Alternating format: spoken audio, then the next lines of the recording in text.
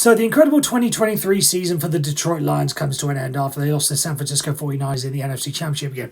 And you're going to see a lot of memes like this, just how badly they did in the second half. And there are some numbers behind that.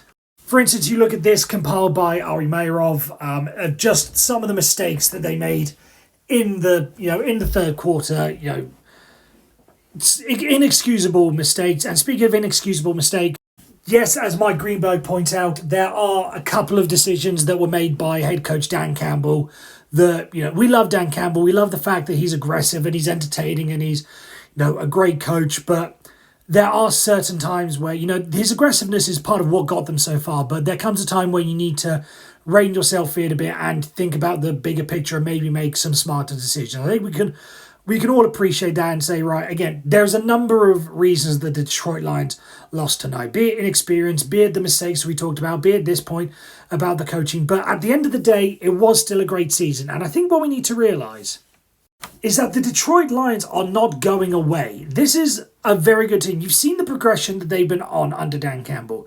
From his first season to last season where they were effectively one game away from making the playoffs to what they've done this season. And if you look at what they're looking at like next season, $58 million worth of cap hit as per over the cap.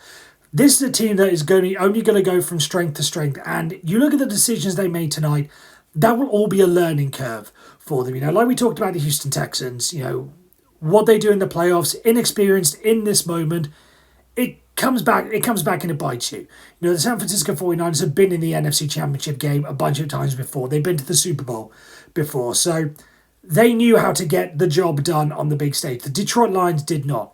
But they will use this and they will come back a lot stronger next season. And it would not be surprising. It's far too early. We don't know how things are gonna play out. There could be, massive changes in Detroit. For all we know, like Aiden Hutchinson, as much as I love him, could develop an injury in preseason, and then that's the defensive line gone.